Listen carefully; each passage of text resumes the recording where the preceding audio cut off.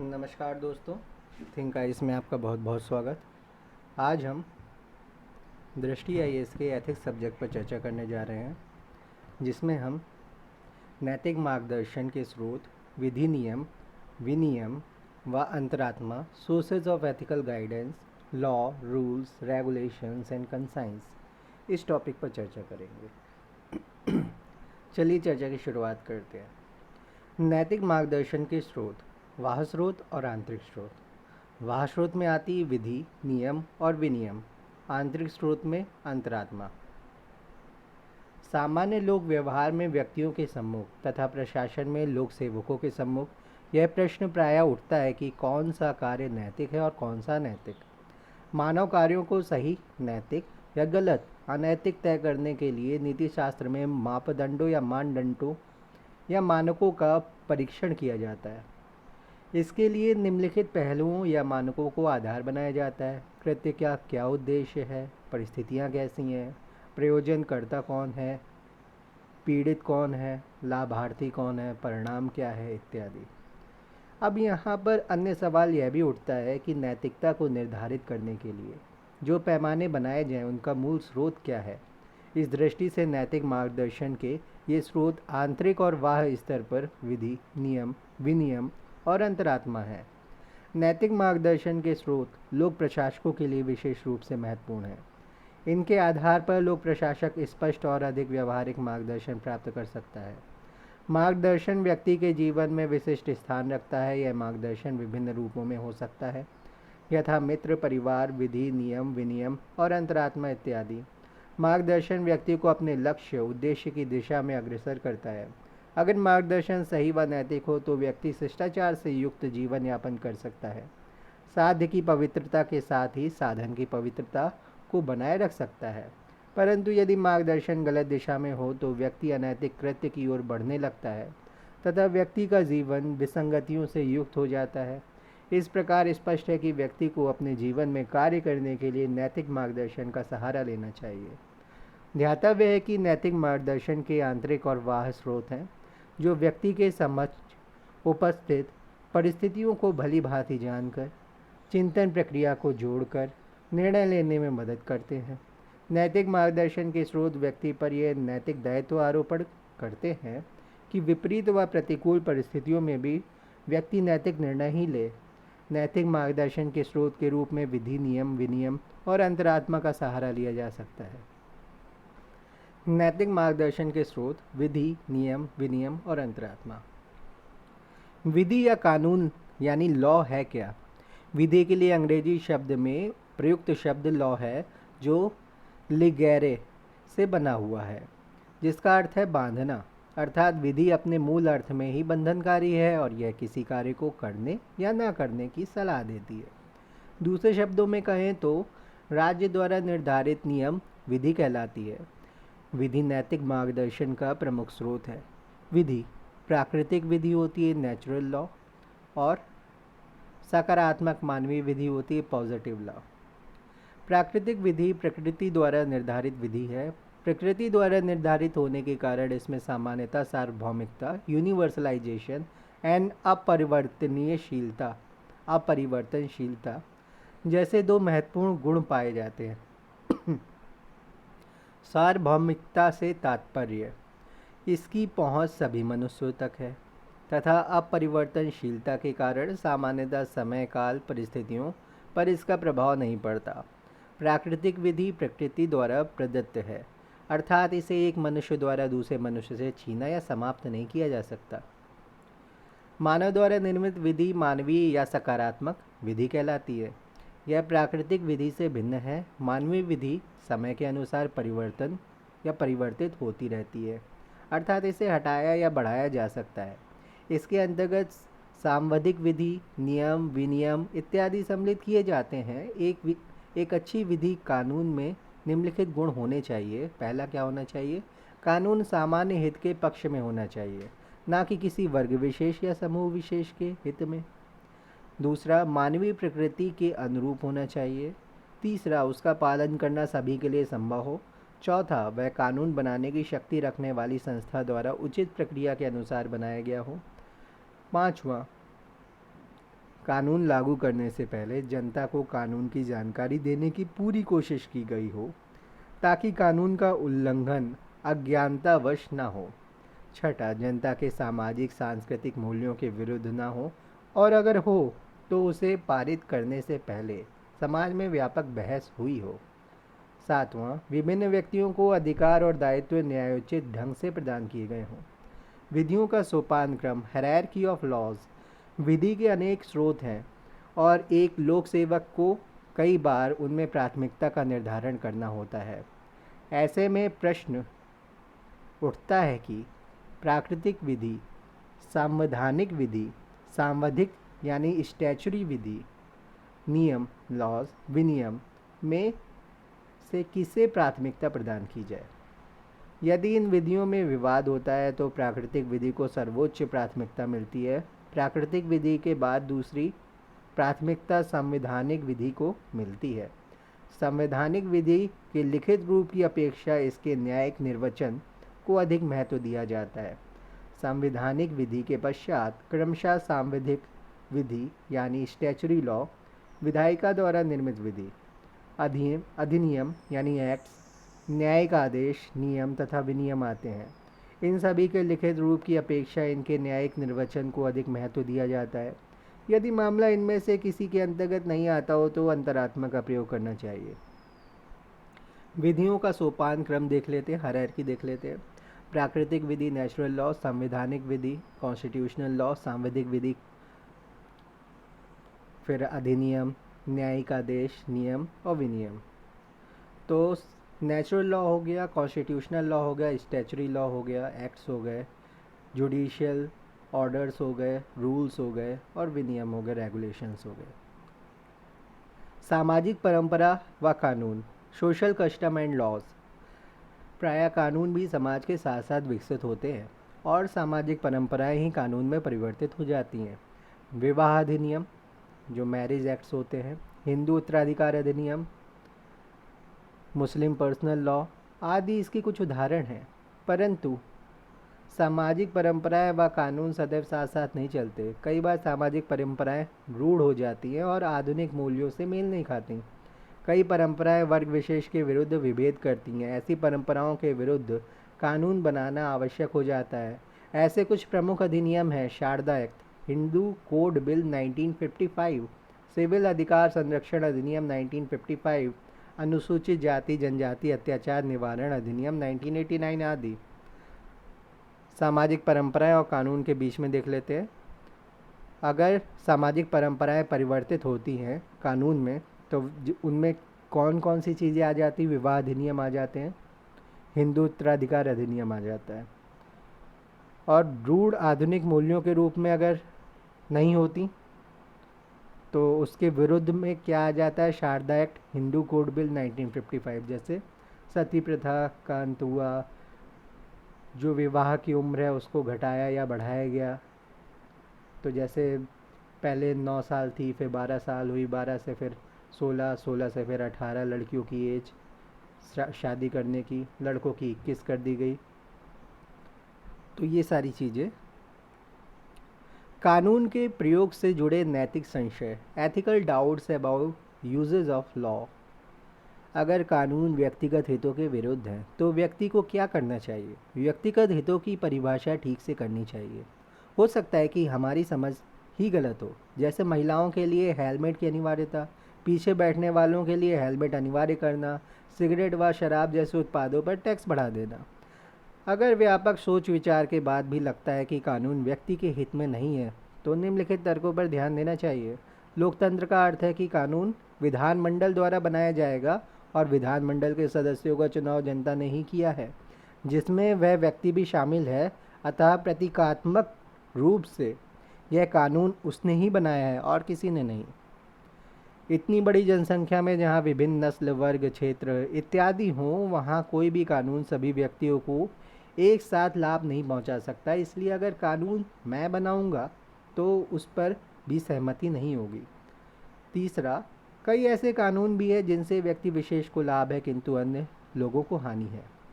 जिस प्रकार अन्य लोग उन कानूनों को स्वीकार करके अपनी लोकतांत्रिक भूमिका निभाते हैं, वैसे ही उसकी भी जिम्मेदारी बनती है। वस्तुतः लोकतंत्र विभिन्न वर्गों, हित समूहों में संतुलन साधने की प्रक्रिया है। यह नहीं देखना चाहिए कि किसी विशेष मामले में व्यक्ति के हितों का क्या हुआ। देखना यह चाहिए कि कुल मिलाकर व्यक्ति के हितों को संतुलित महत्व मिला या नहीं। और साथ ही यह भी नहीं भूलना चाहिए कि कानून का शासन अपने आप में सभ्य समाज की शर्त है। यदि व्यक्ति उसे नहीं मानता तो उसे कोई नैतिक हक नहीं है कि वह दूसरों से कानून मानने की अपेक्षा रखे। अगर सब कानून नहीं मानेंगे तो कानून का शासन खत्म हो जाएगा, जो सभी के लिए बड़ी हानि होगी। दूसरा, कानून का प्रयोग कहाँ नहीं करना चाहिए। अगर कानून तिथि बाह्य है, वह प्रयोग करने से नैतिक संकट और गहरा हो जाता है या हो जाएगा, तो विकल्प पर विचार करना होगा। यदि कानून साफ साफ नैतिकता के खिलाफ है, जैसे यदि विधायिका ने अपने हितों के अनुरूप कोई ऐसा कानून बना लिया है जो नैतिकता का सीधे सीधे उल्लंघन करता है, अभी न्यायपालिका ने उसकी व्याख्या नहीं की है और आपकी प्रबुद्ध अंतरात्मा का निष्कर्ष है कि न्यायपालिका के सामने यह कानून नहीं टिक पाएगा और यह भी स्पष्ट है कि उसका प्रयोग करने से कोई व्यापक हानि नहीं हो सकती है। उदाहरण, दागी सांसदों, जो मेंबर ऑफ पार्लियामेंट्स होते हैं, उनकी सदस्यता खत्म करने के लिए निर्णय को खारिज करने वाला कानून।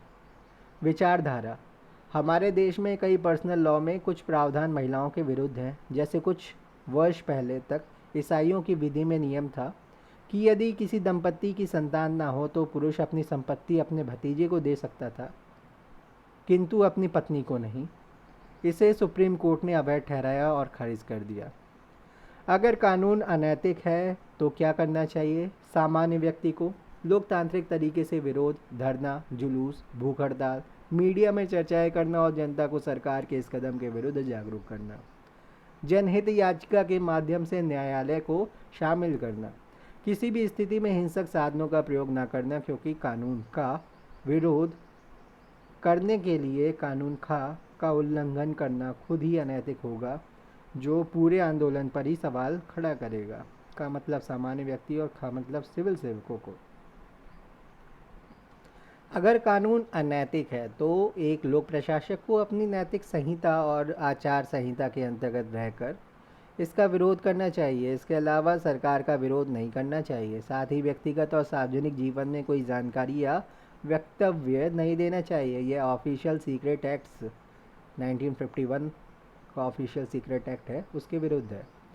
अगर न्यायपालिका ने कानून का औचित्य स्वीकार कर लिया है तो व्यक्तिगत विचारधारा से प्रभाव नहीं पड़ना चाहिए और उसे लागू करना ही सिविल सेवक की जिम्मेदारी होगी। जैसे यदि कोई व्यक्ति आरक्षण नीति का विरोधी है तो भी उसे उसका पालन करना होगा। अगर अभी न्यायपालिका ने समीक्षा नहीं की है और आपको तथा अधिकांश समझदार व्यक्तियों को लगता है कि न्यायालय इसे खारिज कर देगा और न्यायालय में मामला दायर किया जा चुका है, तो संबंधित नीति को स्थगित रखेंगे और फाइलों पर टिप्पणी यह होगी कि चूंकि मामला न्यायिक समीक्षा का विषय है, जुडिशियल रिव्यू का विषय है, इसलिए कार्रवाई को लंबित रखा जाना चाहिए। अगर मामला न्यायालय में नहीं गया है किंतु सिविल सेवक तथा कई अन्य व्यक्तियों की स्पष्ट राय है कि न्यायालय या न्यायपालिका इसे खारिज कर देगी, तो सिविल सेवक 2 कदम उठा सकता है। वह कुछ संबंधित फाइल पर या एक नई फाइल पर नोटिंग में यह सुझाव दे सकता है कि इस कानून पर अत्यधिक विवाद को देखते हुए क्या मंत्रालय के लिए यह उचित नहीं होगा कि एक बार स्वयं इसकी न्यायिक समीक्षा करा ली जाए, क्योंकि अगर बाद में विपरीत निर्णय आया तो हजारों मामलों में सरकार को पुनः कार्रवाई करनी होगी। अगर वह किसी गैर सरकारी संस्था का सदस्य है या किसी ऐसे वैचारिक समूह से जुड़ा है जो उक्त कानून के विरुद्ध न्यायपालिका या न्यायालय जाना चाहते हैं, तो वह उनके या उन्हें वैचारिक समर्थन दे सकता है। केवल वैचारिक समर्थन, किसी भी हालत में कोई गुप्त सूचना नहीं देनी है।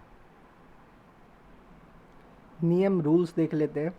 नियम के लिए अंग्रेजी शब्द में प्रयुक्त शब्द रूल का मूल भाव शासन करने, टू रूल से है। नियमों में प्रायः उतना ही प्रभाव व तीव्रता रहती है जितनी कि किसी कानून में। आमतौर पर प्रत्येक कानून में यह लिखा जाता है कि इस कानून से संबंधित विस्तृत नियमावली कार्यपालिका बनाएगी।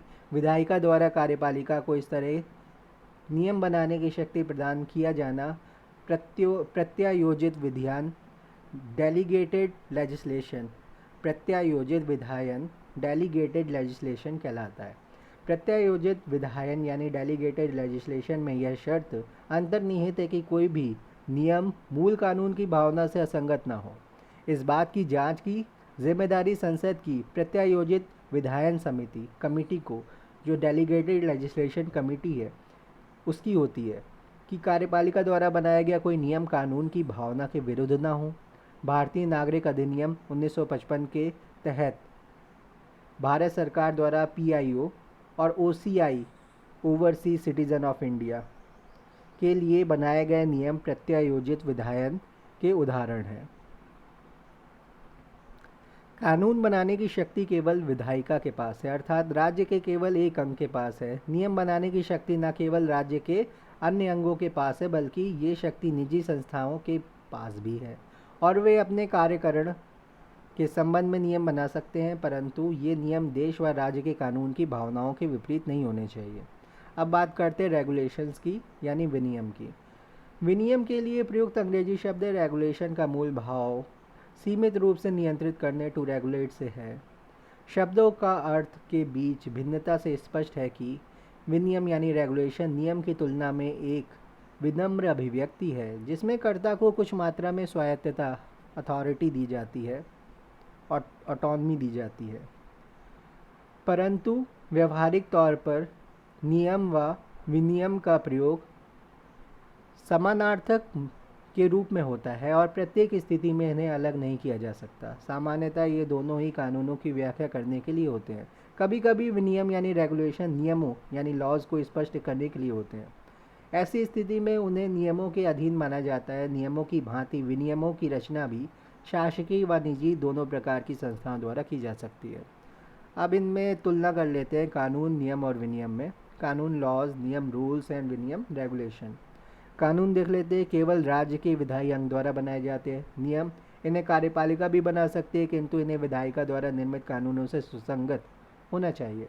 विनियम कार्यपालिका द्वारा निर्मित होते हैं, इनके निर्माण में स्वायत्तता अधिक होती है, ऑटोनमी ज़्यादा होती है। कानून देख लेते हैं, केवल राज्य बना सकते हैं। नियम, इन्हें राज्य के अतिरिक्त व्यक्ति व निजी संगठन भी बना सकते हैं, प्राइवेट ऑर्गेनाइजेशन और पर्सनल व्यक्ति भी बना सकता है। विनियम रेगुलेशन में देख लेते हैं, राज्य के अतिरिक्त इन्हें व्यक्ति व निजी संगठन भी बना सकते हैं। फिर कानून देख लेते हैं, तीनों में इसकी सर्वोच्चता है। इन तीनों में, नियम, विनियम, कानून में नियम, इसकी स्थिति कानून से नीचे और विनियम से बेहतर या उनके बराबर होती है। विनियम, इसकी स्थिति नियमों से नीचे या उनके बराबर हो सकती है। कानून, ये प्रायः देश की भौगोलिक सीमाओं के भीतर ही लागू होते हैं। किसी किसी कानून में लिखा होता है कि यह देश के बाहर भी लागू होगा, किंतु व्यवहारिक तौर पर ऐसा नहीं होता, क्योंकि अन्य देशों में उनके अपने कानून लागू होते। उदाहरण के लिए आईपीसी की शुरुआती धाराओं में यह बात कही गई है। फिर नियम देख लेते हैं। नियम देश की सीमाओं के बाहर भी लागू हो सकते हैं, परंतु ये जिस सीमा तक उस देश की कानूनों के विरुद्ध हैं, उस सीमा तक वहाँ लागू नहीं होंगे। उदाहरण के लिए यदि कोई भारतीय अधिकारी विदेशी दौरे पर जाए तो उस पर भारत का टाडा नियम ही लागू होंगे। टीएडीए के, टाडा नहीं है ये, टीएडीए के नियम ही लागू होंगे। फिर विनियम देख लेते हैं। इस संदर्भ में विनियमों की स्थिति नियमों के समान है। नैतिक मार्गदर्शन के स्रोत के रूप में विधि, नियम और विनियम की महत्वता। किसी भी समाज के व्यवस्थित संचालन के लिए एक निश्चित ढांचे की आवश्यकता होती है, जिसमें विधि और आचार नीति महत्वपूर्ण उपकरण होते हैं। विधि जहां वाह बल के द्वारा मानव आचरण को नियंत्रित करती है, वहीं आचार नीति आंतरिक प्रेरणा द्वारा नियंत्रित करती है। विदित हो कि विधि, नियम और विनियम व्यक्ति को प्रमुख मार्गदर्शन का कार्य करते हैं, जिससे व्यक्ति को यह नैतिक निर्णय अथवा कृत्य नहीं करे। इसके जरिए स्पष्ट दिशा निर्देश प्राप्त होते हैं, जो व्यक्ति का समुचित मार्ग प्रशस्त करते हैं। इसी का परिणाम है कि व्यक्ति अनैतिक कृत्य करते समय अनेक बार सोचने पर विवश होता है, क्योंकि इनसे दंड का भय उत्पन्न होता है। वस्तुतः अगर व्यक्ति को स्पष्ट दिशा निर्देश प्राप्त होंगे तो वह अपने कृत्य की नैतिकता व अनैतिकता भी उसकी भी जांच कर सकता है। परिणाम स्वरूप व्यक्ति नैतिक दुविधाओं का सामना नहीं करेगा। यदि दुविधाएं उत्पन्न होंगी भी तो वह इनका समुचित समाधान भी कर सकेगा। इसके अतिरिक्त सार्वजनिक जीवन में इनकी भूमिका अत्यधिक महत्वपूर्ण हो जाती है। सार्वजनिक जीवन में नैतिक संहिता व आचार संहिता के अनुरूप व्यक्ति को अपना कार्य और व्यवहार करना पड़ता है। नैतिक मार्गदर्शन का कार्य, विधि नियम और विनियम को देख लेते हैं। तो नैतिक मार्गदर्शन का कार्य इसमें आ जाता है। विपरीत परिस्थितियों में भी नैतिक कृत्य इनमें आ जाते हैं। नैतिक दुविधाओं का समाधान भी आ जाता है। सभी व्यक्तियों के अधिकारों की रक्षा भी आ जाती है। सामाजिक दायित्वों का निर्वहन भी आ जाता है और विधि का शासन तो सबसे महत्वपूर्ण है। अब सवाल यह भी उठता है कि अगर एक व्यक्ति और लोक प्रशासक विधि नियम और विनियम के अनुसार कार्य करे तो इससे व्यक्ति को क्या क्या लाभ प्राप्त हो सकते हैं। गौरतलब है कि नैतिक मार्गदर्शन के रूप में विधि नियम और विनियम का पालन करने से व्यक्ति अपनी सामाजिक जिम्मेदारी को प्रभावी तरीके से निभा पाता है। समाज का सदस्य होने के कारण एक व्यक्ति की जिम्मेदारी यह है कि वह सामाजिक दायित्वों का निर्वहन करे। अगर सभी व्यक्ति इनका पालन करेंगे तो समाज में सभी व्यक्तियों के अधिकारों की रक्षा होने के साथ नैतिक मूल्यों को भी बढ़ावा मिलेगा। सबसे बड़ी बात यह है कि इससे विधि का शासन स्थापित होगा और किसी भी लोकतांत्रिक और सभ्य समाज के लिए विधि का शासन होना अपरिहार्य है। अनेक बार व्यक्ति के समक्ष कोई मार्गदर्शन न होने पर व्यक्ति अनिर्णय की स्थिति में पहुंच जाता है, जिससे व्यक्ति का अनावश्यक समय, ऊर्जा व उसके कार्यशैली का अपव्यय होता है। ज़्यादा ऊर्जा लगती, ज़्यादा समय लगता है। इन परिस्थितियों में विधि नियम और विनियम व्यक्ति को निर्णय लेने के लिए रास्ता प्रदान करते हैं जो कि नैतिक और संविधान सुसंगत होता है। अब बात कर लेते हैं अंतरात्मा यानी कंसाइंस की। तो अंतरात्मा क्या है, उसके कितने प्रकार हैं, विधि और अंतरात्मा में अंतर देखेंगे, तुलना करेंगे। अंतरात्मा का प्रयोग कहाँ करना चाहिए, अंतरात्मा के प्रयोग में क्या सावधानियाँ होनी चाहिए। अब अंतरात्मा के प्रकार देख लेते हैं। प्रयोग के आधार पर दो प्रकार हैं, त्रुटि विहीन अंतरात्मा, त्रुटिपूर्ण अंतरात्मा। निश्चितता के आधार पर तीन प्रकार हैं, सुनिश्चित अंतरात्मा, संभावित अंतरात्मा, संशयात्मक अंतरात्मा। संशयात्मक में दो चीज़ें आ जाती है, पराजय अज्ञान और अजेय अज्ञान, और फिर प्रबुद्ध अंतरात्मा आती है। अंतरात्मा को व्यक्तिगत आंतरिक चेतना के रूप में परिभाषित किया जा सकता है। जब हम कोई कृत्य करते हैं तो यह कृत्य के नैतिक व अनैतिक होने की तरफ संकेत करता है। बटलर के अनुसार अंतरात्मा के दो पक्ष हैं, ज्ञानात्मक और अधिकारात्मक।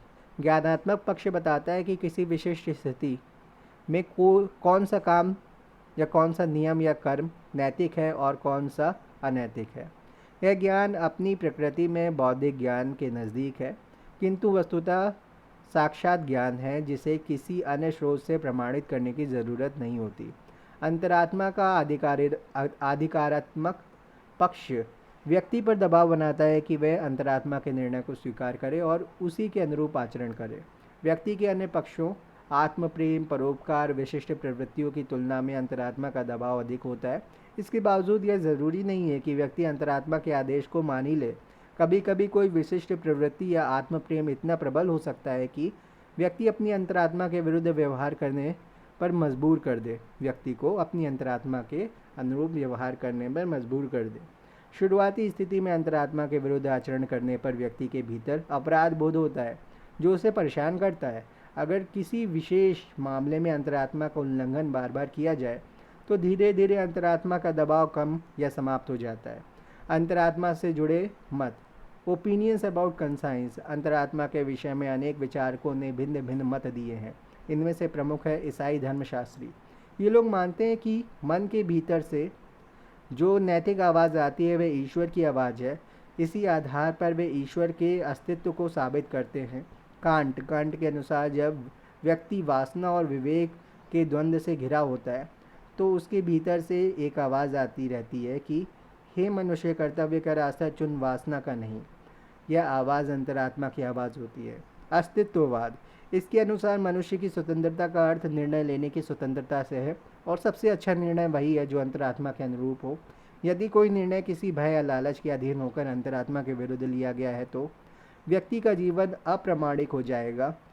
कीकेरगाद तथा सार्त्र के अनुसार महान से महान व्यक्ति का निर्णय भी तब तक अधूरा माना जाता है, अधूरा ही माना जाएगा जब तक वह उसे अपनी अंतरात्मा के सामने स्पष्ट ना कर ले। सिगमंड फ्राइड की बात कर लेते हैं। इन्होंने सुपर ईगो को ही अंतरात्मा के अर्थ में व्याख्यायित किया है। सुपर ईगो का विकास सामाजिकरण के आधार पर होता है। खराब सामाजिक परिवेश के कारण अगर ऐसा ना हो पाए तो व्यक्ति के अनैतिक या अपराधी बनने की संभावना प्रबल होती है। चूँकि विभिन्न व्यक्तियों की परवरिश अलग अलग माहौल में तथा अलग अलग मूल्यों के साथ होती है, इसलिए विभिन्न व्यक्तियों की अंतरात्मा भी एक ही प्रश्न पर अलग अलग उत्तर देती है। अंतरात्मा के भेद, टाइप्स ऑफ कंसाइंस। त्रुटि विहीन अंतरात्मा, करेक्ट कंसाइंस। यदि परिस्थिति विशेष में अंतरात्मा के नियम का सही प्रयोग किया जाए तो उसे त्रुटि विहीन अंतरात्मा कहते हैं। त्रुटिपूर्ण अंतरात्मा, एररनियस कंसाइंस। यदि अंतरात्मा का प्रयोग यांत्रिक तरीके से किया गया है जो परिस्थितियों के आलोक में सही नहीं है तो इसे त्रुटिपूर्ण अंतरात्मा कहते हैं। ये नियम उस नियम के अनुसार भी सही नहीं होते जिसे अंतरात्मा सही मानती है। उदाहरण स्वरूप, यदि अहिंसा के मूल्य का यांत्रिक प्रयोग किया जाए तो दर्द से तड़पते ऐसे पशु को जिसकी मृत्यु अनिवार्य है नहीं मारा जाएगा और उसकी स्वाभाविक मृत्यु का इंतजार किया जाएगा। परंतु यदि अंतरात्मा का सही उपयोग किया जाए तो उस पशु को मार देना बेहतर निर्णय होगा ताकि उसे कम पीड़ा भोगनी पड़े। सुनिश्चित अंतरात्मा, सर्टेन कंसाइंस। यदि अंतरात्मा का निर्णय बिल्कुल स्पष्ट और एक तरफा हो, अर्थात किसी भी प्रकार का अंतर्विरोध ना हो, तो उसे सुनिश्चित अंतरात्मा कहते हैं। यदि किसी व्यक्ति या अधिकारी ने यह दृढ़ संकल्प कर लिया है कि किसी भी परिस्थिति में कोई भी आकर्षक प्रस्ताव आए फिर भी रिश्वत लेने का विचार नहीं आने देना है। संभावित अंतरात्मा, प्रोबेबल कंसाइंस। यदि निर्णय पूरी तरीके से स्पष्ट नहीं है किंतु अंतरात्मा एक पक्ष की तुलना में दूसरे पक्ष की ओर साफ तौर पर झुकी हुई है, निर्णय तो हो रहा है पर दुविधा बनी हुई है, तो उसे संभावित अंतरात्मा कहते हैं। इस प्रकार संभावित अंतरात्मा में उचित और अनुचित के मध्य संदेह होता है। संशयात्मक अंतरात्मा, डाउटफुल कंसाइंसेस। जहाँ दो विरोधी निर्णय अंतरात्मा को लगभग बराबर प्रभावित कर रहे हों और किसी भी पक्ष में झुकना कठिन हो रहा हो तो वहाँ संशयात्मक अंतरात्मा होती है। यह दो प्रकार की हो सकती है। पराजय अज्ञान, विंसिबल इग्नोरेंस। जहाँ कुछ विशेष जानकारियाँ जुटाकर या किसी अन्य तरीके से संशय को समाप्त किया जा सके, जैसे आतंकवादियों द्वारा हमला किए जाने पर यदि सरकार संशय की स्थिति में है तो कुछ अन्य जानकारियाँ जुटाकर संशय को समाप्त किया जा सकता है। अजेय अज्ञान, इनविंसिबल इग्नोरेंस। यदि प्रश्न ऐसा हो कि कोई भी जानकारी संशय को दूर न कर पाए, जैसे ईश्वर के अस्तित्व से संबंधित प्रश्न हो, तो यह अजेय अज्ञान की स्थिति है। प्रबुद्ध अंतरात्मा, इनलाइटेंड कंसाइंस। इसका अर्थ है कि कुछ समय तक व्यवस्था में काम करते करते समझदार व्यक्तियों में यह क्षमता आ जाती है कि अगर उन्हें कोई नियम ना पता हो तो भी अपनी सूझबूझ से अनुमान कर लेते हैं कि नियम की प्रकृति क्या हो सकती है। नगण्य अपवाद को छोड़कर उनका निर्णय सभी मामलों में सही होता है। कानून और अंतरात्मा, लॉ एंड कंसाइंस। कानून एक सामान्य नियम होता है जो विभिन्न परिस्थितियों या स्थितियों में लागू होता है। अंतरात्मा के संबंध में सामान्य नियम भी हो सकता है और ऐसा भी हो सकता है कि निर्णय किसी विशेष स्थिति को ही संतुष्ट करता हो। कानून बाहरी दबाव होता है, जैसे दंड का दबाव, जबकि अंतरात्मा में आंतरिक दबाव होता है, जैसे आत्मग्लानि का दबाव। कानून में वस्तुनिष्ठता की मात्रा काफ़ी ज़्यादा होती है, जबकि अंतरात्मा में आत्मनिष्ठा की पर्याप्त संभावना होती है। हालांकि कुछ मामलों में पर्याप्त वस्तुनिष्ठता भी देखी जा सकती है, जैसे किसी मनुष्य की हत्या नहीं करनी चाहिए, गाय को नहीं मारना चाहिए। उपर्युक्त असमानताओं के साथ साथ कानून और अंतरात्मा में समानताएं भी दृष्टिगोचर होती हैं, जैसे दोनों व्यक्तियों के ऊपर यह दबाव आरोपित करते हैं कि व्यक्ति नैतिक कृत्य को ही महत्व दे। हालांकि इसका माध्यम अलग अलग होता है। यथा अंतरात्मक आंतरिक दबाव आरोपित करती है, जबकि वह कानून बाह्य दबाव आरोपित करते हैं।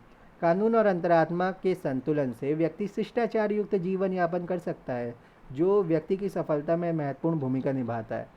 कार्य क्षेत्र में संदेहास्पद क्षेत्र की उपस्थिति होने के साथ ही विरोधी प्रकृति के पूर्व उदाहरण मौजूद हों तो अंतरात्मा का प्रयोग किया जा सकता है। धन्यवाद।